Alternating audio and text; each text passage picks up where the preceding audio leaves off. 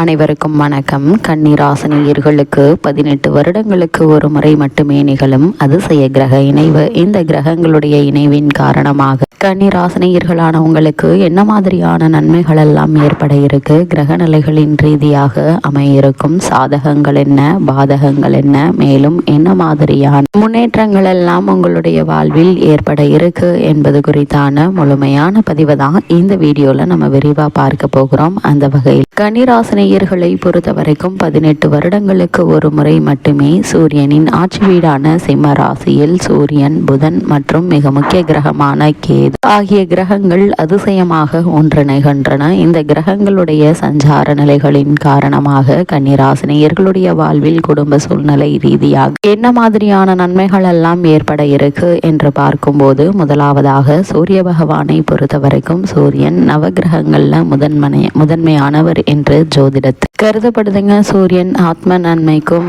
அதே போல் தன்னம்பிக்கை, தலைமை பண்பு, கௌரவம், அதிகாரம், அந்தஸ்து ஆகியவற்றின் காரகனாக திகழக்கூடியவர். சூரியனின் மற்றொரு பெயர் ஆதித்யன், பாஸ்கரன், ரவி, தினகரன்.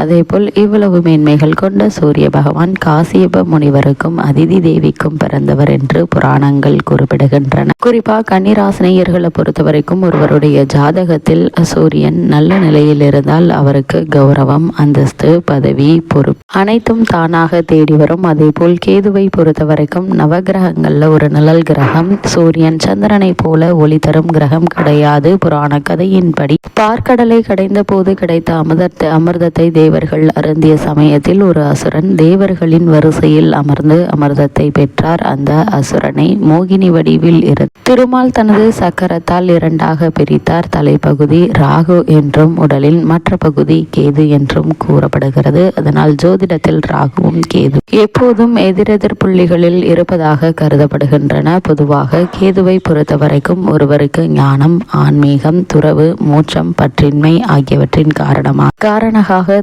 கருதப்படுகிறார். கேது ஒருவருடைய வாழ்க்கையில் திடீர் திருப்பங்கள், எதிர்பாராத அனுபவங்கள், பழைய கர்மாவின் விளைவுகள் போன்றவற்றுடன் தொடர்பு படுத்தப்படுகிறது. கேது வலிமையாக இருக்கும் போது கன்னிராசினியர்களான ஒருவருடைய ஆன்மீக சிந்தனை, உள்ளுணர்வு, ஆராய்ச்சி மனப்பான்மை, ரகசிய விஷயங்கள் ஆர்வம் அதிகரிக்கும் என்று ஜோதிட சாஸ்திரம் கூறுகிறது. கேதுவினுடைய முக்கியமான தன்மை பற்றை நீக்குதல், வாழ்க்கையில் தேவையில்லாத விஷயங்களிலிருந்து விலகி செல்லும் கிரகமாக கருதப்படுகிறது. கேது மோட்சக்காரகன் என அழைக்கப்படுகிறார். கேதுவுக்கு பொதுவாக செவ்வாய் போன்ற பலன்கள் இருப்பதாக சில ஜோதிட மரபுகள் குறிப்பிடுகின்றன. கேதுவினுடைய உள்ளவர்களை தனிமை, ஆராய்ச்சி, மர்மமான விஷயங்களில் ஆன்மீகம், தியானம் போன்றவற்றை ஆர்வம் காட்டுவார்கள். அதே போல் புதனை பொறுத்த வரைக்கும் கேதுவுக்கு பொதுவாக செவ்வாய் போன்ற பலன்கள் இருப்பதாக சில ஜோதிட மரபுகள் குறிப்பிடுகின்றன. கேதுவினுடைய தாக்கம் உள்ளவர்கள் தனிமை, ஆராய்ச்சி, மர்மமான விஷயம், ஆன்மீகம், தியானம் போன்றவற்றை ஆர்வம் காட்டுவார்கள். அதே போல் புதனை பொறுத்த வரைக்கும் புதன் ஒருவருடைய ஜாதகத்தில் வளமாக அமர்ந்திருந்தால் அவர்கள் கல்வி மேன்மை அடையக்கூடியவர்கள். அவர்கள் சென்ற இடமெல்லாம் சிறப்பு என்ற வகையில் பல வகைகளிலும் பல முன்னேற்றங்களை அடையக்கூடியவர்களாக இருப்பார்கள். பொன் கிடைத்தாலும் புதன் கிடைக்காது என்பார்கள். அவ்வளவு மேன்மை கொண்ட புதன். அப்படிப்பட்ட இந்த 3 கிரகங்களும் தற்போது ஒரே ராசியில் 18 ஆண்டுகளுக்கு ஒரு முறை மட்டுமே அதிசயமாக இணையக்கூடிய அந்த நிகழ்வு என்பது தற்போது நிகழ இருக்குதுங்க. இதன் காரணமாக கன்னிராசினியர்களான உங்களுக்கு என்ன மாதிரியான நன்மைகள் எல்லாம் ஏற்பட இருக்கு என்று பார்க்கும்போது, குடும்பத்தில் இவ்வளவு நாட்களாக ஏற்பட்டு வந்த சண்டை சச்சரவுகள் நீங்க பல முன்னேற்றங்களை இப்போது நீங்கள் தாராளமாக எதிர்பார்க்கலாங்க. எடுத்தோம் கௌத்தோம் என இல்லாமல் பொறுமையாக, நிதானமாக, ஆழ்ந்து யோசித்து சிந்தித்து முடிவுகளை மேற்கொள்ளும் போது சூரியனுடைய ஆற்றல், கேதுவினுடைய பலமும், புதனுடைய புத்தியும் இணைந்து உங்களை வெற்றியின் பாதையில் எடுத்து செல்லக்கூடிய ஒரு தருணமாக தான் இத்தருணம் அமையிருக்கு என்பதை கிரகங்களுடைய சஞ்சார நிலைகள் தெளிவாகவும் உறுதியாகவும் எடுத்து காட்டுதுங்க. கன்னிராசினியர்களுக்கு வெளிநாடு சென்று பணியாற்ற வேண்டும் என்ற எண்ணம் உள்ளவர்கள் அதற்கான முயற்சிகளை இப்போது நீங்கள் தாராளமாக முயற்சிக்கலாம். சிறு முயற்சியிலேயே வெளிநாட்டில் நல்ல ஒரு நிறுவனத்தில் நல்ல ஒரு ஊதியத்துடன் கூடிய வேலை உங்களுக்கு கிடைக்க இருக்கு. அதுவரை பொறுமையாக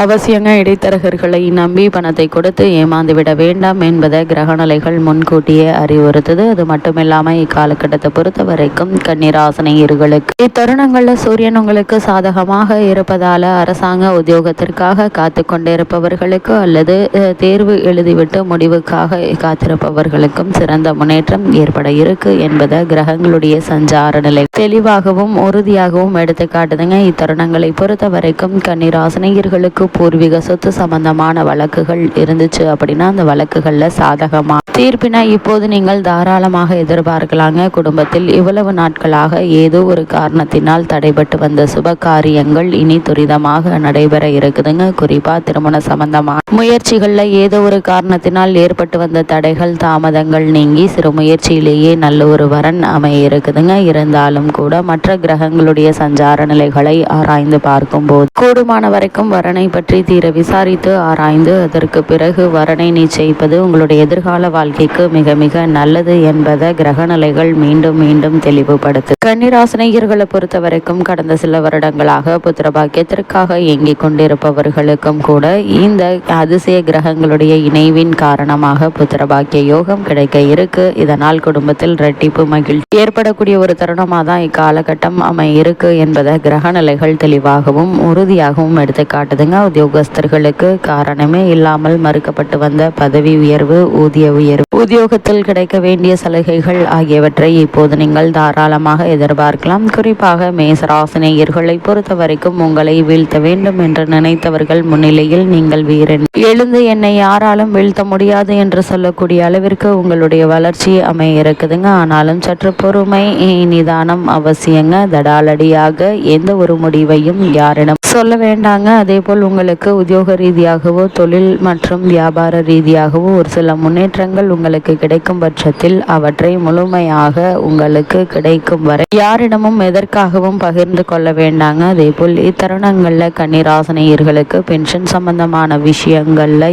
ஏதோ ஒரு காரணத்தினால் தடங்கல்கள் ஏற்பட்டு வந்த நிலையில் உங்களுக்கு கிடைக்க வேண்டிய அந்த பென்ஷன் என்பது கிடைக்க இருக்கு. இதனால் குடும்பத்திற்கு பொருளாதார உதவியும் கிடைக்க இருக்குதுங்க. பிள்ளைகள் வெளிநாடு அல்லது வெளிநாடு சென்று படிக்க வேண்டும் என்று முயற்சிப்பவர்களுக்கு சிறு முயற்சியிலேயே நல்ல ஒரு முன்னேற்றம் ஏற்பட இருக்குதுங்க. அதே போல் படித்து முடித்து விட்டு புதிதாக வேலைக்கு முயற்சித்திருக்கும் பிள்ளைகளுக்கும் கூட ஒரு சிறு முயற்சியிலேயே நல்ல வேலை கிடைக்க இருக்குங்க. இதனால் குடும்பத்தில் நல்ல ஒரு முன்னேற்றம் ஏற்பட இருக்குது. குடும்பத்தில் இரட்டிப்பு வருமானம் கிடைக்க இருக்குதுங்க. இதன் காரணமாக குடும்பத்தார்களுடைய தேவைகளை பூர்த்தி செய்து மகிழ்ச்சியில் ஆழ்த்தக்கூடிய தருணமாகவும் இத்தருணம் அமையிருக்கு என்பதை கிரக நிலைகள் மீண்டும் மீண்டும் தெளிவுபடுத்துதுங்க. இக்காலகட்டத்தை பொறுத்த வரைக்கும் எந்த ஒரு முடிவையும் தெளிவாகவும் உறுதியாகவும் எடுத்து காட்டுங்க. இத்தருணங்களை பொறுத்த வரைக்கும் கன்னிராசினியர்களுக்கு இந்த கிரகங்களுடைய இணைவு நிகழக்கூடிய தருணங்கள்ல கிரகநிலைகளின் ரீதியாக கூறப்படும் பரிகாரம் என்ன என்று பார்க்கும்போது வீட்டிற்கு அருகாமையுள்ள திருக்கோவிலுக்கு சென்று நெய் தீபம் ஏற்றி வைத்து வழிபடுங்க. இவ்வளவு நாட்களாக என்ன மாதிரியான தடங்கல்கள் தாமதங்கள் ஏற்பட்டாலும் அவை அனைத்துமே நீங்கி நல்ல ஒரு முன்னேற்றம் நிச்சயம் உங்களுடைய வாழ்வில் ஏற்படும்.